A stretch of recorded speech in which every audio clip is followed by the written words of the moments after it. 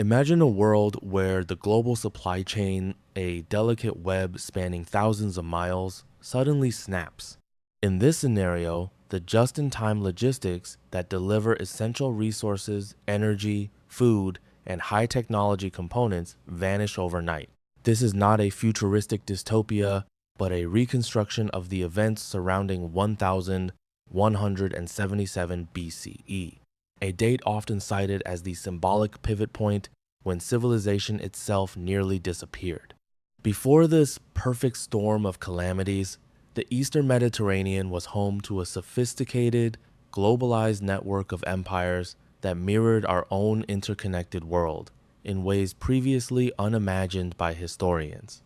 These civilizations, including the Egyptians, Hittites, Mycenaeans, and Babylonians, did not exist in isolation. They were bound by a brotherhood of kings that relied on complex diplomatic protocols, royal marriages, and a sprawling maritime trade network that moved raw materials across vast distances. One moment, the Mediterranean is teeming with merchant vessels like the one discovered at Uluburun, Turkey, carrying exotic gifts and enough raw metal to outfit entire armies. The next moment, the palaces are in flames, the writing systems that manage these empires have vanished, and the world has entered its first recorded dark age. This video serves as a rigorous, fact-checked blueprint scenario, meticulously weaving together archaeological data, forensic climate science, and geopolitical analysis to explain how a toxic brew of drought, famine, earthquake, storms, and military revolution brought the golden age of the Bronze Age to an end. Chapter 1. The World of 1300 BCE, the Zenith of Interconnectedness. The foundations of the Late Bronze Age, c. 1551,200 BCE, were built upon an international system that archaeologists call the Club of Great Powers. This was a world of superpowers that recognized each other as diplomatic equals, maintaining a balance of power through what is now known as the Amarna style of diplomacy, the Club of Great Powers and geopolitical hierarchy. This era was defined by a shared culture among the elites. The Amarna letters, a collection of 382 clay tablets discovered in Egypt, reveal that kings corresponded in Akkadian cuneiform, the diplomatic lingua franca, to negotiate marriages, request shipments of gold, and complain when their brother king sent a gift of inferior quality. This system ensured stability for over 3 centuries, fostering an environment where luxury goods and high technology resources could flow across borders with minimal friction. The Uluburun shipwreck, a forensic window into global trade. The most powerful evidence of this ancient globalization is the Uluburun shipwreck, discovered off the coast of Kos, Turkey. This vessel, dating to roughly 1320 BCE, represents a late Bronze Age time capsule. Its cargo was not a standard merchant stock, but likely a gift for a king, carrying materials from at least 7 different cultures. The presence of tin from Uzbekistan is a critical insight. It reveals a shockingly complex supply chain that relied on small communities of highland pastoralists in Central Asia to feed the military needs of the Mediterranean empires. To produce bronze, the technological backbone of the age, these empires required a specific ratio of copper to tin. If a single link in the trade route through Mesopotamia or the Levant was severed by war, famine, or rebellion, the production of the era's most vital alloy would halt, effectively disarming the superpower states. Chapter 2. The Scientific Forensics of the Collapse, Environmental Stress. For decades, the Sea Peoples were the primary villains in the narrative of the collapse. However, recent scholarship pioneered by researchers like Eric Klein and Israel Finkelstein has identified more insidious environmental factors that acted as the primary drivers of instability. The megadrought, sophisticated pollen sampling techniques, and radiocarbon dating of sediment cores from the Sea of Galilee, the Dead Sea, and the Nile Delta have revealed a period of severe aridity beginning around 1250 BCE. This megadrought lasted for up to 300 years and fundamentally altered the carrying capacity of the eastern Mediterranean. The Hittite Empire serves as a prime example of environmental vulnerability. Located in semi-arid central Anatolia, the Hittites relied on grain surplus to maintain their massive army and administrative center at Hattusa. A 3-year consecutive drought from 1198 until 1196 BCE would have been a tipping point. While a resilient society can survive 1 year of failure, a 3rd year causes the tax base to crumble, leads to mass starvation, and forces the population to migrate in search of fertile lands.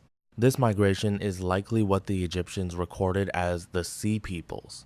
The earthquake storm and volcanic interference.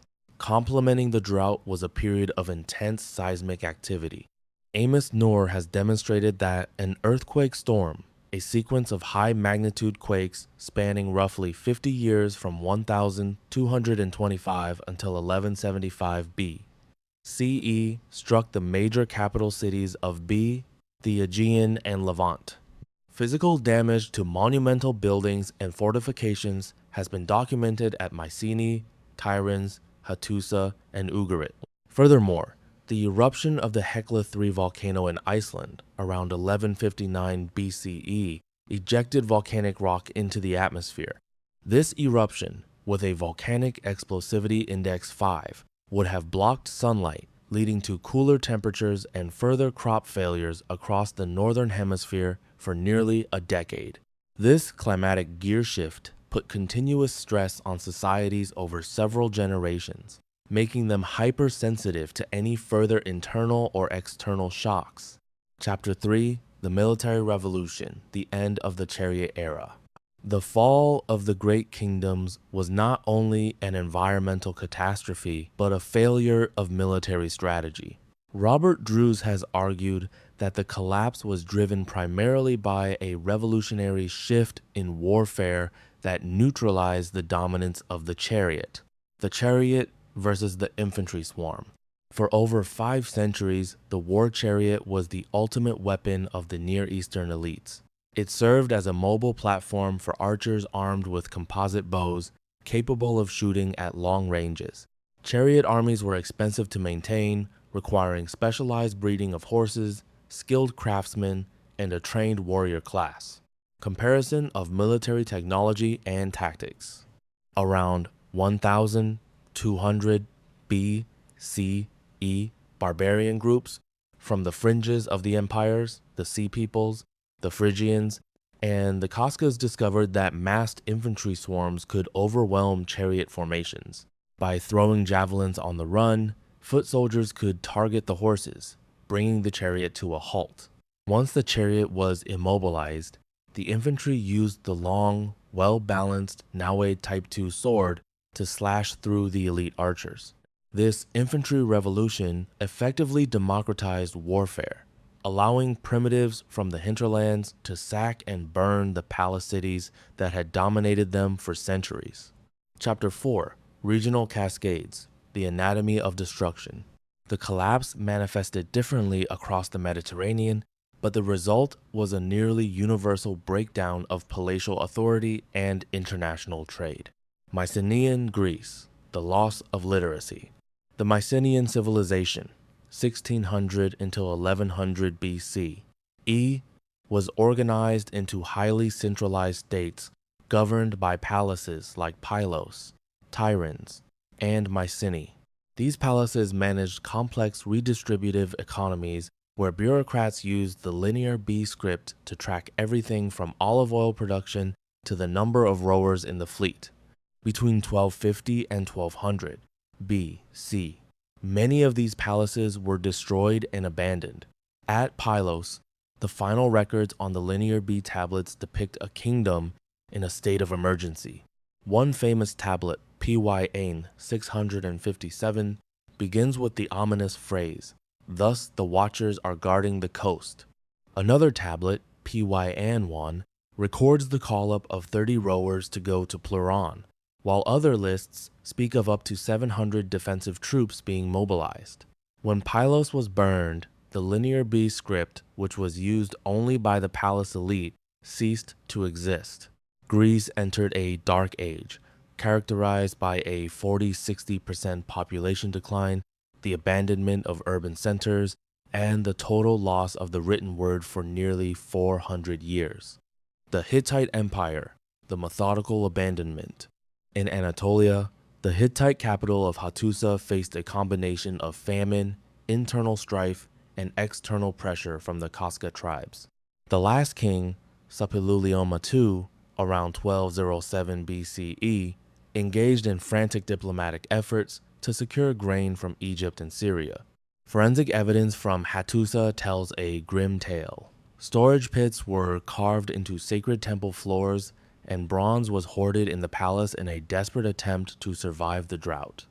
Around 1190 BCE, Hattusa was not sacked by a foreign army, but carefully abandoned. The royal family and the city's residents carried off their valuable and portable belongings, methodically buried the royal archives, and evacuated the city. The empty shell of the city was likely burned later by marauding groups, but the Hittite central authority simply vanished into the landscape, with successor states, the Neo-Hittites, emerging in southern Anatolia and northern Syria. Ugarit, the final plea of a dying city. The city-state of Ugarit, a cosmopolitan trade hub on the coast of Syria, provides the most dramatic account of the collapse. Its king, Amurapi, sent a desperate letter to the king of Alashiya, Cyprus, that highlights the systemic vulnerability of the Bronze Age empires. With his troops and chariots away assisting the Hittites and his fleet patrolling the Luka lands, Ugarit was left defenseless. My father, behold, the enemy's ships came. My cities were burned, and they did evil things in my country. The country is abandoned to itself. The king of Alashiya's reply, surround your towns with ramparts. Await the enemy with great resolution, was a futile gesture of support in a world where the military and economic networks had already failed. Ugarit was sacked and burned, its ruins left as a testament to the fragility of an empire that overextended its resources in the face of a regional crisis. Chapter 5. The Egyptian Resistance, a Pyrrhic Survival. Egypt is often hailed as the only major power to survive the collapse intact, but this survival came at the cost of its imperial status and the permanent decline of the new kingdom. The Wars of Ramesses III. Pharaoh Ramesses III faced two major waves of invasion. In the 5th year of his reign, he defeated a Libyan-led coalition, and in his 8th year, around 1177 BCE, he confronted the Sea Peoples in what has become known as the Battle of the Delta. While Ramesses III was successful in defending the borders, the internal state of Egypt was deteriorating. The cost of maintaining a standing army against these threats drained the treasury, while corruption among palace officials led to rising grain prices and inflation. The collapse of domestic order, strikes, and conspiracy. The reign of Ramesses III ended not in a glorious victory, but in betrayal and institutional decay. In the 29th year of his reign, the world's first recorded labor strike occurred at Deir el-Medina. Workers responsible for building the royal tombs, who were paid in grain rations, went on strike because their payments were months late. This failure of the state to feed its most privileged workforce was a profound spiritual crisis, shattering the image of the pharaoh as the living embodiment of Ma'at order.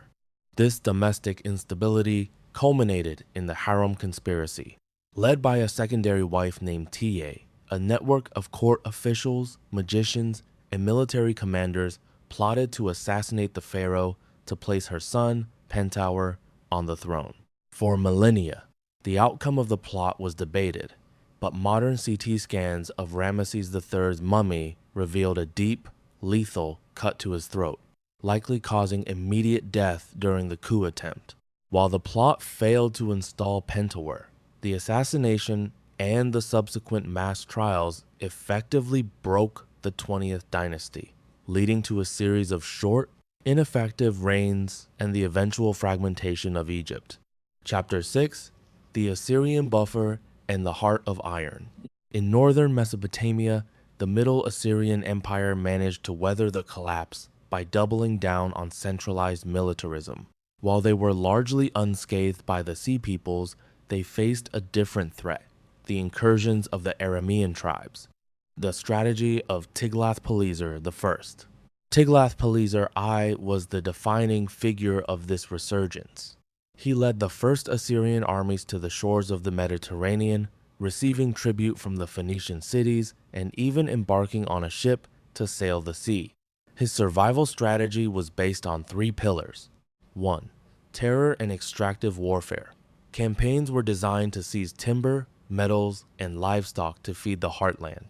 He used terror tactics, including the destruction of grain fields and orchards, to force the submission of neighboring states. 2. Technological superiority. He equipped his soldiers with iron weapons, giving them a significant advantage over neighbors still reliant on the collapsing bronze trade. 3. Administrative modernization. He systematized the collection of tribute and the distribution of captives, creating the administrative blueprint that would later allow the Neo-Assyrian Empire to become the first truly global superpower. Despite these successes, Tiglath-Pileser I could not stop the long-term trend of decline. After his death, the Assyrian state contracted back to its core, occupied for nearly a century, with keeping rampaging semi-nomads out of their ever-shrinking territories. Chapter 7: Resilience and the Dawn of the Iron Age. The collapse was not the end of history, but a brutal transition to a new world order. Some societies exhibited what analyst Nassim Taleb calls anti-fragility, the ability to grow stronger through chaos. The Phoenician success story. While the great kingdoms fell, the Phoenician city-states like Byblos and Tyre transformed and prospered. As maritime trade networks disintegrated, Phoenician mariners filled the vacuum, trading silver and their famous purple dye as far as Sicily and Iberia. They spread the most significant innovation of the era, the Phoenician alphabet. The evolution of literacy and social structure. The simplicity of the alphabet allowed common people to learn to read and write, upsetting the long-standing monopoly on information held by royal and religious elites. This was a missing link between the picture writing of the past and the modern literate world. When the Greeks later adopted this system and added vowels, they created the foundation for the literary and philosophical traditions of the classical age. The case of Lefkandi, shedding light on the Dark Age. Archaeology at Lefkandi on the island of Euboea challenges the notion that the Greek Dark Age was a time of total cultural void. The discovery of a monumental building from the 10th century BCE, the Tumba Heron, reveals a society that maintained wealth and complex social structures. The Heroan, a apsidal building, larger than any Greek temple built for another 250 years. Royal burials, a warrior cremated and buried in an antique bronze urn, accompanied by a woman laden with gold jewelry and the skeletons of 4 sacrificed horses. Global ties. Grave goods include Near Eastern imports like faience beads and Egyptian rings, proving that Lefkandi remained an important commercial hub connected to Syria and Egypt long after the Mycenaean palaces fell. Lefkandi proves that while the international world had halted, local centers of resilience continued to innovate, eventually leading to the cultural reclamation projects that produced archaic and then classical Greece. Conclusion. Synthesizing the perfect storm. The late Bronze Age collapse was the result of a concatenation of events, both human and natural. No single cause, neither the Sea Peoples nor the drought, is sufficient to explain the scale of the devastation. Instead, it was a multiplier effect. A century-long megadrought led to famine and mass migration. This migration, coinciding with an infantry revolution that neutralized chariot armies, sparked region-wide warfare. When the earthquake storms and volcanic interference are added to this mix, the just-in-time logistics of the Bronze Age empires could no longer function. The systems that had taken centuries to evolve collapsed rapidly, ushering in an era of decreased literacy, population, and technology. Yet, this collapse was a necessary precursor to the world that followed. The centralization of the palace economies was replaced by the decentralized village cultures of the Iron Age, leading to the rise of the Greek city-states, the democratization of literacy through the alphabet, and the emergence of monotheism and rationalism. The story of the Bronze Age's fall is not just a chronicle of ruin, but a testament to human resilience and the inevitable transformation of power in the face of a changing planet.